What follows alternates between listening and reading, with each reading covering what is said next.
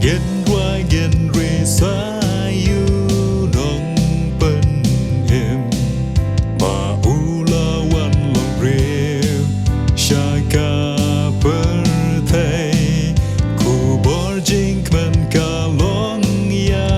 gi ba ro nyen wai dai ka jing man ban yen ya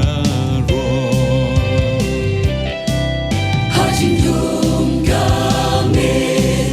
yu Jesu Christ la ka haganong red hagash nong Bethlehem Judea angel kiri wai Yakubor gibna yu sim jing so gu try gi try hangi la ka Christmas ka por basraw ba Christmas ka bakmen ublay us imjin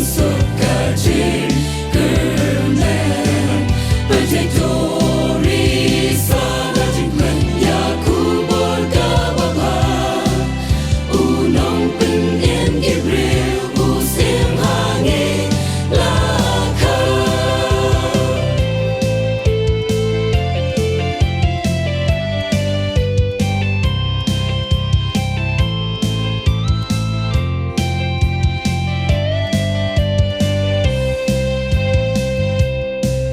Kirusat ki